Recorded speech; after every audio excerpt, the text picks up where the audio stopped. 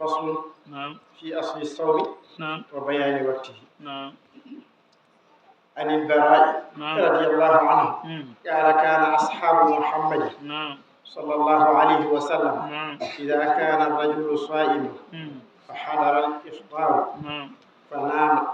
قبل أن يفطر نعم لم يأكل ليلته ولا يومه نعم حتى يمسيه. نني نعم وهذا النوان عن البراء نعم رضي الله عنه قال كان أصحاب محمد نعم ولاية نوم صحابة بن الله صلى الله عليه وسلم نعم so goto e mabbe horino saha tajgol kadi yonti نعم fana odani نعم odani ko adinde o tajata نعم hankadini tajgol ngol so yonti o ñamata jamma o ñamata ñalama wonata ko ha jamma نعم ngandi ene musno non wano non wano sababune gidgol Allah ene la Allah sallallahu alaihi wasallam njum ndeeru makko e makko e njurum ndeeru ne la Allah sallallahu alaihi wasallam e leñol mudum dum ussa koy fina ha no jiruden ni kono ko non wano nan wa inna qais ibn sirmata kana sa'iman فلما حضر الإفطار أتى امرأته فقال لها عندك طعام قالت لا ولكن أنطلق فأطلب لك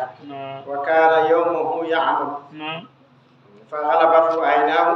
فجاءت امرأته فلما رأته قالت خيبة لك نني ويقول صحابيا قيس بن سرمة ko horino nden non sahata gol yonti o arte sohnaajo mo o wi ko ñaamene wodini on wi mala ko ñaame ala en gandi kay fuddode diine koko sattuno sen daari enen tajgol so yonti ko joƴƴinten jeese meɗen ko ɗum ko kafe ɗum ko mburu ɗum ko suppuji ɗum ko ñeeyaji ɗum ko nangam kamɓe tajgol yonta taw jomum ko liggoynoɗo ngesa mum arta wiya ko ñaame ene woodi wiye ala gandi kay wona goto te noon ɗum heɓori ko sababude barkeji maɓɓe e tinnare maɓɓe yo Allah yoɓɓe moƴƴere Allah yoɓɓe moƴƴere nani sohnajo wiimo joni mi yaha mi ƴeewonoyma nani ko on yeehi ɗon e muɗum artude taw hankadi ɗo e ngol foonimamo nani galabatu aynam fajat imra'atu hankadi ni so joom suudu makko o ari tawi omo ɗaani andesa hankadi nde o ñalawma kadi faahi tawi omo ɗaani hayso findinimon o wawa ñam sabu o ɗaanima falamman tasafa naharu rushiya alayhi nden noon yeehi o ñalli ko gollata ha jamma ari o ari o tawi ko ñaame ala o lelima tampuɗo no wayni ɗoygol heeɓimo o jokki korka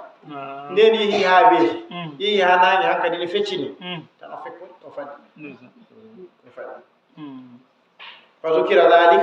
للنبي صلى الله عليه وسلم كبر النبي فنزلت هذه الآية وحلت لكم ليلة الصيام الرفث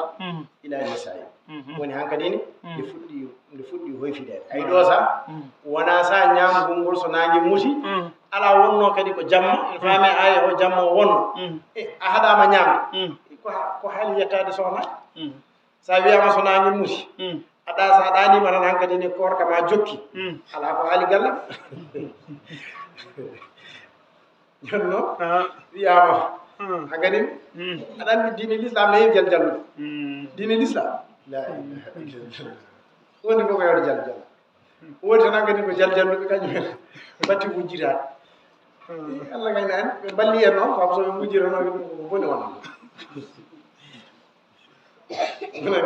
woni Allah yo wiidalla ko leylata siyami rafas a jamma korka daganama yettade sohnaɓe ɓe kadi ala ko haali ñamde nani ilani sayikum kono noon ko ilani sayikum kumde ففرحوا بها فرحا شديدا ونني بنون weltare mawde ونزلت وكلوا واشربوا حتى يتبين لكم الخيط الابيض من الخيط الاسود اي نيامي جاري حتى يتبين لكم الخيط الابيض من الخيط الاسود اي دوم دو نون ko daneri naag daneri asma e baleri mum ko feña sahaaji ene jogi ko wede al fajr kadib wasadiq ali yebale asmano leer ci ka weedi kono taw weeta taw jammene hidde arta do won nani kono non kambe firtano dum tan ko gaaro dane wole bale o an kadi no woni wobbe na kadi batti wonde jaljalube na gaddi garaaji mumen daneje baleji no wadi der cuudi dum so wiama ko ma laabu ya ganda dane wole bale o wona laaki fure non taw ada nyaama nani ورب في رواية كان الناس على عهد النبي صلى الله عليه وسلم إذا صلوا عتمة حرم عليهم الطعام والشراب والنساء وصاموا إلى القابلة أري رواية كان الناس على عهد النبي يمبلاد نوم عهد نلا صلى الله عليه وسلم ستوي بجولي جيل حرم عليهم الطعام harma e mabbe nyam e jaram e yettade sohnaabe mabbe wa saamu ila qabilati be koor ha jam nani hamuram nange jam iman badi